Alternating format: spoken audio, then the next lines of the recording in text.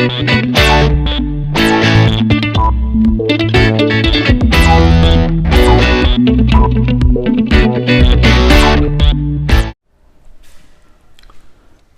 Everyone, अभी तक हम इसमें चार्ज तक जो लास्ट पिछला फर्स्ट लेक्चर था आपका, उसको अभी के करस्पॉन्डिंग लास्ट भी आप बोल ही सकते हैं। ठीक, उसमें जो फर्स्ट चैप्टर था जिसमें हम लोगों ने चार्ज स्टार्ट किया था और चार्ज के बारे में बेसिक बात हमने सबको पढ़ लिया था। ठीक, उसमें जो सबसे इंपॉर्टेंट पार्ट था आपका वो था क्या चीज़, quantization of charge, that is Q equals to plus minus NE। आज जो हम लोग स्टार्ट करेंगे, जो हमारा सेकेंड क्लास होगा, ठीक, उसमें हम लोग जो नेक्स्ट टॉपिक है हमारा, ठीक, नेक्स्ट टॉपिक हमारा कौन सा है, करंट, कि चार्ज और करंट में क्या डिफिनेशन है या क्या रिलेशन है। देखिए, चार्ज को डिफाइन किया गया, थोड़ा सा हम लोग रिकॉल करते हैं। पहले क्लास 9th में जैसे स्पीड आप डिफाइन करते हैं, तो जब कोई डी डिस्टेंस टी टाइम में ट्रैवल कर लेता है तो हम लोग क्या बोलते हैं, rate of change of distance with respect to time, और इसको हम लोग क्या डिफाइन करते हैं, स्पीड। क्या करते हैं, स्पीड। करंट क्या है, सो देखिए, करंट को बोला जाता है कि the rate of flow of charge, the rate of flow of charge, ठीक, विथ रिस्पेक्ट टू टाइम। इसका मतलब ये कहना चाह रहा है कि अगर कोई चार्ज है सपोज Q, ठीक, और वो टाइम के रिस्पेक्ट में, जैसे सपोज करिए कि T0 टाइम पे कुछ भी, या T0 आप छोड़िए, आप देखिए कि सपोज करिए कि 12 बजे एग्जैक्ट 12:02 पे, ठीक, ये जो चार्ज Q था ये यहाँ पे था। ये हाइपोथेटिकल कंडीशन है। अब हम इसमें जितना आपको टाइम गैप बताएंगे उतना चार्ज को मूव करने में एक्चुअली लगता नहीं है। और सपोज करिए कि ये Q से यहाँ से चला गया यहाँ पे 12:04, ठीक है, यहाँ पे फ्लो हुआ चार्ज का, कुछ ना कुछ ये डिस्टेंस ट्रैवल कर लिया, तो कुछ ना कुछ टाइम लगा होगा T। तो चार्ज का जब फ्लो होता है तो एक इफेक्ट क्रिएट होता है।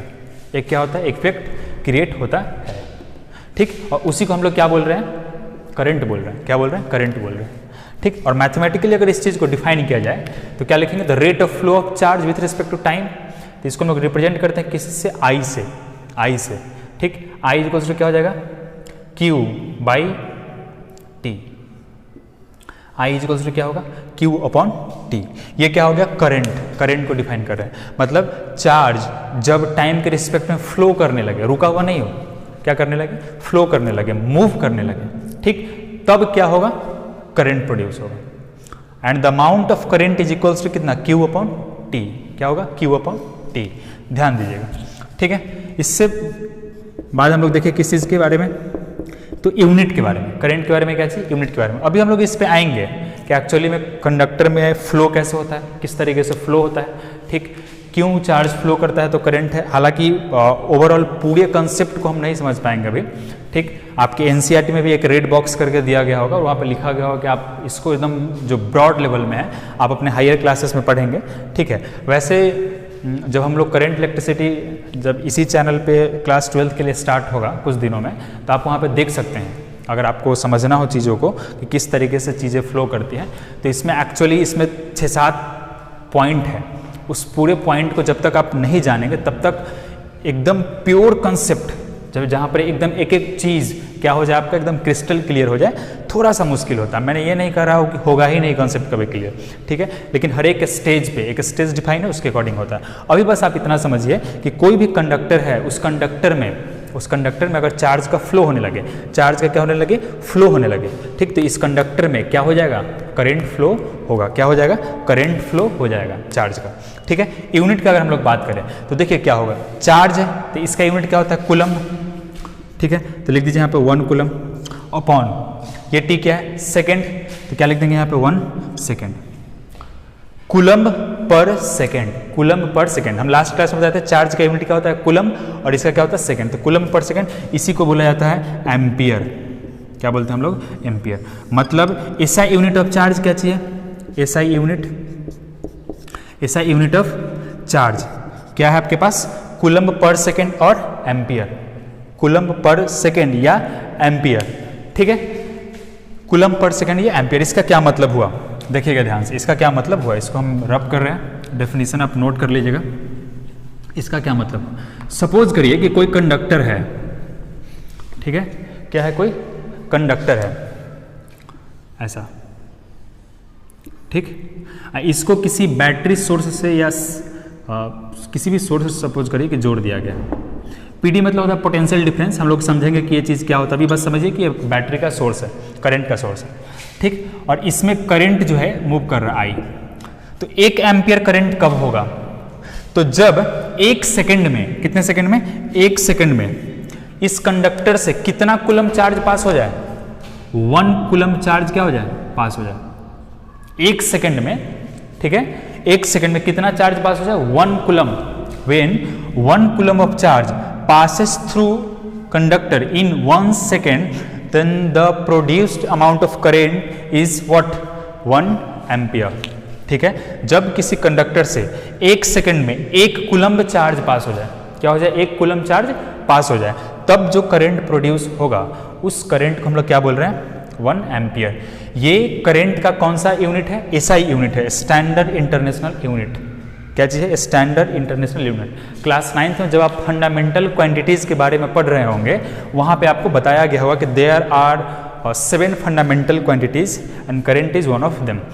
कौन कौन था, लेंथ, मास, टाइम, ठीक, एक current, 4 thermodynamics, temperature, luminous intensity and amount of substance. तो 3 का इंट्रोडक्शन हो चुका होता है, वहीं पे एक चौथा है जो क्लास 10th में आपको इंट्रोड्यूस हो जाएगा, डेट इज करंट। तो आपसे पूछा जाएगा कि क्या चार्ज फंडामेंटल क्वांटिटी नहीं है, तो नहीं, चार्ज फंडामेंटल क्वांटिटी नहीं है। फंडामेंटल क्वांटिटी कौन है, करंट है, कौन है, करंट, ठीक। और करंट को हम लोग कैसे डिफाइन करते हैं, rate of flow of charge, charge के टाइम के रिस्पेक्ट में चार्ज कंडक्टर के अंदर क्या हो जाना, फ्लो हो जाना, क्या हो जाना, फ्लो हो जाना, ठीक। ये भी आप समझते ही होंगे कि जब तक हम लोग कहते हैं कि लाइट आ गया या स्विच ऑन करते कहीं से, या छोटा सा बल्ब जलता है तो हम लोग बैटरी जोड़ते हैं, तो यहाँ पर बैटरी का भी बहुत ज़्यादा इंपॉर्टेंस है। बैटरी एक्चुअली वायर में क्या कर देता है, जब तक ये जो वायर है इसके अंदर क्रॉस बैटरी नहीं जोड़े, या आपके घर में जो स्विच होता है स्विच को नहीं ऑन किया जाए, ठीक, या जनरेटर देखते हैं आप, जनरेटर जब तक हम स्टार्ट नहीं करते हैं, या जो पावर सप्लाई होता है, ठीक, जहाँ पे ट्रांसफार्मर वगैरह आप देखते होंगे, जैसे हाजीपुर का कंसिडर आप करिएगा, जो आपका इंडस्ट्रियल एरिया है वहाँ पे आप जाके देखिए बड़ा बड़ा ट्रांसफार्मर वगैरह सप्लायर लगा हुआ रहता है, ठीक। वहाँ से जब तक सप्लाई करंट नहीं दिया जाए, करंट ऑन नहीं किया जाए, तब तक पूरे हाजीपुर में लाइट नहीं होता है। एक्चुअली में वहाँ से जब वो ऑन करता है, ऐसा क्या कर देता है, ये ऐसा क्या करता है, ठीक, कि चार्ज का फ्लो होने लगता है इसमें, ठीक। ये क्वेश्चन आ सकता है आपके दिमाग में, या ये भी क्वेश्चन आपके दिमाग में आ सकता है, ठीक, कि क्या जब ये फ्लो करता है, जब यहाँ से ऑन किया जाता है तभी इसके अंदर चार्ज जो है वो फ्लो में आता है, क्या उससे पहले चार्ज रुका हुआ रहता है, ठीक है। ये हर एक चीज़ को हम लोग धीरे धीरे, आप साइंस को जब सीखते हैं तो ऐसा नहीं होता है कि एक ही स्टेज पे आप सब कुछ सीख जाते हैं, उसका एक प्रॉपर उसको डिफाइन किया गया, लेवल किया गया आपको, ठीक, कि अभी बस इतना समझिए, ठीक, कि चार्ज का जो फ्लो होगा टाइम के रिस्पेक्ट में, तो क्या होगा, करंट का फ्लो होगा, करंट वहाँ पे प्रोड्यूस होगा, ठीक। तो आपसे अगर पूछा जाए कि जो ऐसा यूनिट ऑफ चार्ज है वो क्या है, एम्पियर है, क्या चीज़ है, एम्पियर। ऐसा यूनिट ऑफ चार्ज क्या हो जाएगा, एम्पियर, AM, ठीक है, ये हो जाएगा ऐसा यूनिट ऑफ चार्ज है, ठीक। तो यहाँ से आप नोट कर लीजिए करंट का डेफिनेशन, इसका मैथमेटिकल फॉर्मेट, ठीक, और एसआई यूनिट और ये एम्पियर। एक चीज़ और ध्यान में रखना है, यहाँ पे आप पढ़े होंगे scalar quantity and vector quantity, आपको डिफाइन किया होगा कि स्केलर क्वांटिटी के पास क्या होता है, सिर्फ डायरेक्शन, वेक्टर के पास डायरेक्शन और क्या होता है, और करंट, वेक्टर के पास डायरेक्शन और क्या होना चाहिए, मैग्नीट्यूड, दोनों होना चाहिए, ठीक। तो करंट जो है हमेशा किसी खास डायरेक्शन में फ्लो करता है, ठीक है, इसका डायरेक्शन है फिक्स्ड है, ये किसी खास डायरेक्शन में फ्लो करता है, लेकिन उसके बावजूद भी ये कौन सा क्वांटिटी है, स्केलर क्वांटिटी है। कौन सा क्वांटिटी है, स्केलर क्वांटिटी है। आप एक्चुअली में जो डेफिनेशन पढ़े हैं, ऐसा नहीं कि आप गलत पढ़ लिए, नहीं, लेकिन वो डेफिनेशन अधूरा है। स्केलर क्वांटिटी और वेक्टर क्वांटिटी डायरेक्शन पर डिपेंड करता है, लेकिन उसके साथ साथ एक रूल है, उस रूल का नाम है ट्रायंगल लॉ ऑफ एडिशन। क्या है, ट्रायंगल लॉ ऑफ एडिशन। ये वो रूल है, ठीक, कि इस रूल को अगर कोई फिजिकल क्वांटिटी फॉलो करेगा तभी वो वेक्टर क्वांटिटी होगा, नहीं तो नहीं होगा। अगर इस रूल को कोई फिजिकल क्वांटिटी फॉलो करेगा, कौन से रूल को? ट्रायंगल ऑफ एडिशन को, तभी वो वेक्टर क्वांटिटी होगा। और एम्पियर करंट जो है, करंट उस रूल को फॉलो नहीं करता है, करंट जो है उस रूल को फॉलो नहीं करता है, इसलिए वो वेक्टर क्वांटिटी नहीं है। तो आपसे कोई पूछेगा कि किसी भी फिजिकल क्वांटिटी को वेक्टर होने का क्या कंडीशन, तो रफली आप उसको बोल सकते हैं, जो भी आप पढ़े हैं उसी के अकॉर्डिंग। एग्जैक्ट अगर आंसर देना हो तो बोल दीजिए कि the quantity which does not follow the rules of triangle of addition, ठीक, that's why that particular quantity is known as scalar quantity. अगर वो फॉलो कर गया तो कौन सा क्वांटिटी हो जाएगा? वेक्टर क्वांटिटी हो जाएगा। आप इसको, ठीक है, नोट करिए।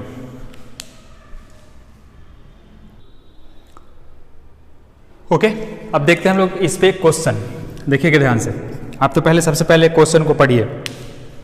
लिखा गया है कि 10 electrons, if 10 electrons passes through any cross section. अभी क्रॉस सेक्शन मतलब क्या होता है उसको समझिए, देखिए ध्यान से। ये जो आपको दिख रहा है ना मार्कर का, ये जो इधर वाला ये सेक्शन है, इसी को बोलते हैं क्या जी? Cross section. क्या बोला जाता है इसको? Cross section. तो बोला गया कि इस क्रॉस सेक्शन से हम लोग इसको ड्रॉ करते हैं, सपोज करें ऐसा, ठीक है। तो इस क्रॉस सेक्शन से, ठीक है ना, 10 इलेक्ट्रॉन, कितना इलेक्ट्रॉन? 10 इलेक्ट्रॉन, इतना इलेक्ट्रॉन 10 इलेक्ट्रॉन जो है पास कर गया, कितने सेकंड में? 10 मिली सेकंड में, मिली सेकंड है ये, ठीक है। अभी आप छोड़िए, आप 10 मिली सेकंड को छोड़िए, आप 10 सेकंड ही देखिए एक्चुअली में, ठीक है। 10 सेकंड, 10 सेकंड में जो है इसे 10 इलेक्ट्रॉन क्या हो गया? पास हो गया। तो आपसे पूछा गया है कि बताइए कितना करंट प्रोड्यूस होगा। देखिए ध्यान से, जब आप इस क्वेश्चन को पढ़ेंगे तो आप गिवन लिखेंगे कि गिवन क्या क्या है आपके पास, ठीक है। तो गिवन है आपके पास सबसे पहले एन क्या होता है? नंबर ऑफ इलेक्ट्रॉन्स, ठीक, और क्या है? टाइम इक्वल्स टू क्या है? 10 सेकंड। फिर आप देखेंगे कि क्या निकालना है? करंट। तो करंट का भी तो हम लोग एक ही फॉर्मूला पढ़े, Q/T। तो आप देख रहे हैं कि टाइम तो मेरे पास है, मेरे को क्या चाहिए? चार्ज। तो आप ये सोचिए कि क्या क्वेश्चन में ऐसा कुछ दिया गया है जिससे हम चार्ज निकाल सकते हैं? तो दिया गया है एन, नंबर ऑफ इलेक्ट्रॉन्स, नहीं दिया गया है। तो Q इक्वल्स टू क्या होता है? Number of electrons, NE। अब बाई कितना? टाइम देख लीजिए 10 है, ठीक। तो n की जगह पर हम लोग कितना पुट कर सकते हैं? 10 इंटू 1.6 इंटू 10⁻19 डिवाइडेड बाई कितना लिख देंगे यहाँ से? 10। तो कितना हो जाएगा? 1.6 इंटू 10⁻19 एम्पियर।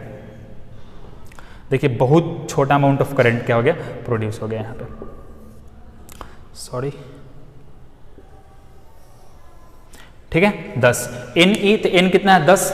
ये इलेक्ट्रॉनिक चार्ज E का वैल्यू, इसको हम लोग मल्टीप्लाई कर दिए, इतना करंट आ गया हमारे पास, कितना? 1.6 इंटू 10⁻19 कूलम, ठीक है। ये एक छोटा सा क्वेश्चन है, कहाँ से? ये चीज़। अब आपको ध्यान में रखना है कुछ कुछ बात, जैसे अभी हम क्यों सेकंड को वो मिली सेकंड कर दिए या इस तरीके से, आपको हमेशा चार्ज को या किसी भी ऐसा यूनिट में रख के बनाना है, लेकिन क्वेश्चन में अलग अलग ठीक फॉर्मेट में आपको दिया जाएगा। आप इसको नोट कर लेंगे, बहुत ज़्यादा इंपॉर्टेंट है, ठीक। जैसे आएगा माइक्रो एम्पियर, इसका मतलब क्या हुआ? 1 इंटू 10⁻6 एम्पियर, 1 इंटू 10⁻6 एम्पियर। आएगा मिली एम्पियर, मतलब 1 इंटू 10⁻3 एम्पियर, ठीक है। माइक्रो सेकेंड मतलब 10⁻6 सेकेंड, मिली सेकेंड मतलब 10⁻3 सेकेंड। ये आपको ध्यान में रखना है, ठीक, कि 1 माइक्रो सेकेंड मतलब कितना होता है? 1 मिली सेकेंड मतलब कितना होता है? 1 माइक्रो एम्पियर मतलब क्या होता है? 1 मिली एम्पियर। ये सब स्मॉलेस्ट यूनिट है, ऐसा यूनिट नहीं है लेकिन स्मॉलेस्ट है, ठीक है। Smallest unit of physical quantity हम लिख सकते हैं, क्योंकि इसको कहीं भी यूज किया जा सकता है। Micro length, sorry micrometre, millimetre, ठीक, माइक्रो केजी, मिली केजी, हालांकि बहुत ही मिलीग्राम आता है, ठीक। ये अलग अलग फॉर्मेट्स है जिसमें हमको फिजिकल क्वांटिटीज को क्या करते हैं? मेजर करते हैं। ये क्या है आपके पास? करंट का क्या है? अरेंजमेंट है कि किस तरीके से चार्ज का फ्लो होना करंट प्रोड्यूस करवा देता है किस चीज में? किसी भी कंडक्टर में। इसके बाद जो अगर आप स्पेशली आप देखिएगा आप अपने सेक्शन में, तो वैसे अगर आप एनसीईआरटी को जरूर पढ़िए, अगर आपके पास एनसीईआरटी अवेलेबल हो तो आप पढ़िए, ठीक है। तो हम लोग जब सर्किट पढ़ेंगे तब हम पता करेंगे कि कैसे करंट के बारे में और हमको पता चलता है, और हम लोग समझेंगे इस चीज़ के बारे में। न्यूमेरिकल सेक्शन में आपके पास एक बेसिक सा क्वेश्चन है, ठीक। अभी हम बताएंगे जो ये सेकेंड लेक्चर है। थर्ड लेक्चर में एक्चुअली आपके पास एक वीडियो जाएगा, इसी चैनल पे आएगा, ठीक है ना। वहाँ पे क्या होगा कि जितना स्टैंडर्ड मतलब जो क्वेश्चन है, अगर आपके पास क्वेश्चन का कलेक्शन नहीं है तो कोई बात नहीं है, ठीक है ना। उसमें हम क्या करेंगे, एक्चुअली एक वीडियो का 5 मिनट या 10 मिनट का एक स्लॉट बनाएंगे और उसमें ठीक पढ़ाया नहीं जाएगा, उसमें क्या किया जाएगा 5-5 सेकंड के लिए हर एक क्वेश्चन का एक आपका जो स्क्रीन पे, अभी जैसे ये बोर्ड या मैं आ रहा हूँ, ठीक, उस समय क्या होगा कि स्क्रीन पे सिर्फ और सिर्फ क्वेश्चन आएगा। स्क्रीन पे क्या आएगा, सिर्फ और सिर्फ क्वेश्चन आएगा। स्क्रीन पे क्या आएगा, सिर्फ और सिर्फ क्वेश्चन आएगा और आप उस क्वेश्चन को प्रॉपरली क्या करिएगा, सॉल्व करेगा। और नेक्स्ट जो उसके बाद जो 4th लेक्चर होगा, ठीक है ना, वहाँ पे स्पेशली हम लोग उसमें जो प्रॉब्लम होगा या हम सारे क्वेश्चंस को डील कर देंगे। क्या कर देंगे, डील कर देंगे। उसमें क्वेश्चन कहाँ से होगा, ठीक, तो क्वेश्चन होगा आपका NCERT प्लस बोर्ड जो CBSE में पूछे गए क्वेश्चन है, ठीक, और प्लस में थोड़ा सा हम क्वेश्चन अलग से लेंगे, डेट इज TMH क्लास 10 का एक स्टैंडर्ड बुक है यहाँ से, ठीक है। इस तीनों को मिक्सअप करके और उसके बाद वहाँ से आपको कम से कम सोचेंगे कि अब 20 या 15 से 20 क्वेश्चन आपको दिया जाए, ठीक है। इसको आप नोट करिए, फिर हम लोग नेक्स्ट देखते हैं।